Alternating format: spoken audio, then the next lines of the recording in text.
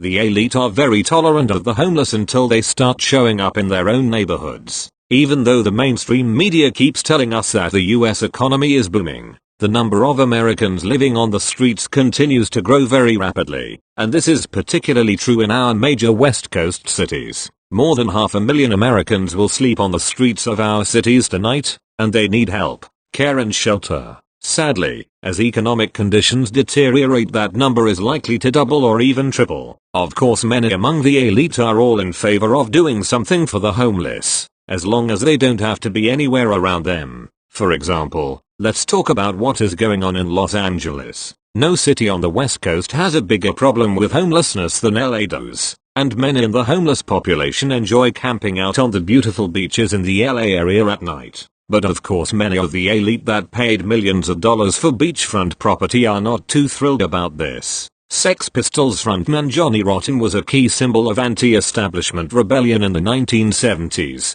But now he is freaking out because homeless people are making life very difficult for him and his wife in Venice Beach. And what he recently told Newsweek's Paula Froelich is making headlines all over the nation. He told her the homeless situation in his swanky LA neighborhood is so bad that thieves are tearing the bars from the windows of his multimillion-dollar home, lobbing bricks, setting up unsightly tent cities and littering the beach with syringes. A couple of weeks ago I had a problem, the former punk prince opined. They came over the gate and put their tent inside, right in front of the front door. It's like, the audacity. And if you complain, what are you? Oh, one of the establishment elite? No, I'm a bloke that's worked hard for his money and I expect to be able to use my own front door. It is more than just a little bit ironic that a man that used drugs, sex and rock and roll to shoot a global fame now sounds like a tired old crank that just wants to get the hippies off of his front lawn. And he also says that the beach in front of his home is almost unusable because of all the needles and human poop in the sand.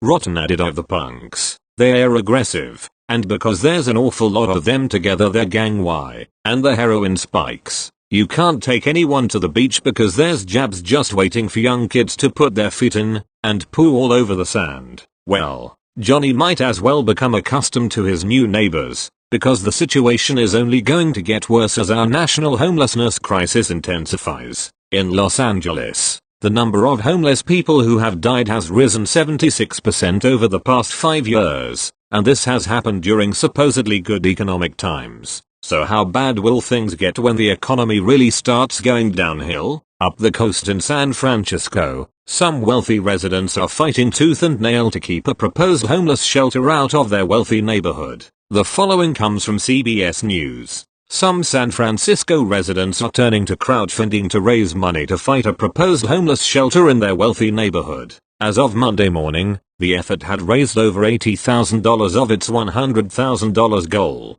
Calling itself Safe Embarcadero for All, the organizer is appealing to residents of South Beach, Rincon Hill, Bayside Village, East Cut and Mission Bay, saying the money will be directed to a legal fund to pay for efforts to fight the homeless shelter. San Francisco Mayor London Breed has sponsored legislation to fast-track the building of the Navigation Center, which would house 200 homeless people a stone's throw from Google's San Francisco offices and Gap's headquarters. How wonderfully tolerant of them, eh? Of course it is hard to blame them. The streets of San Francisco are littered with thousands upon thousands of used syringes, and the number of official complaints about human feces in the streets is going up with each passing year. But instead of changing course, it looks like San Francisco officials will probably extend their free syringe program. San Francisco officials are debating if they should continue a needle exchange program that has left city streets littered with hazardous waste.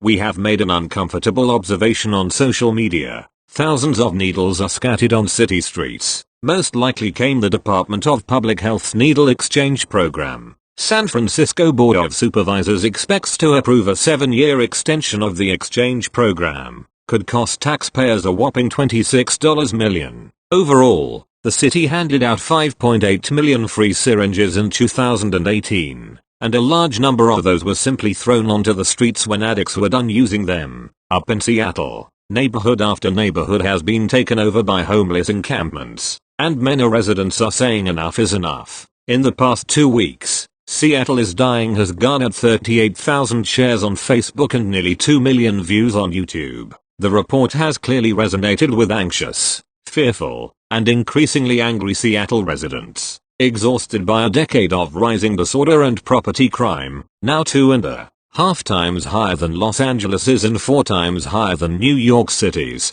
Seattle voters may have reached the point of compassion fatigue. According to the Seattle Times, 53% of Seattle voters now support a zero-tolerance policy on homeless encampments. 62% believe that the problem is getting worse because the city wastes money by being inefficient and is not accountable for how the money is spent, and that too many resources are spent on the wrong approaches to the problem. The city council insists that new tax revenues are necessary, including a head tax on large employers. But only 7% of Seattle voters think that the city is not spending enough to really solve the problem. For a famously progressive city, this is a remarkable shift in public opinion. With all of the money that they have, you would think that the major cities on the West Coast would be showing the rest of the nation how to deal with homelessness. But instead things continue to get worse with each passing year. And of course what we have seen so far is just the beginning.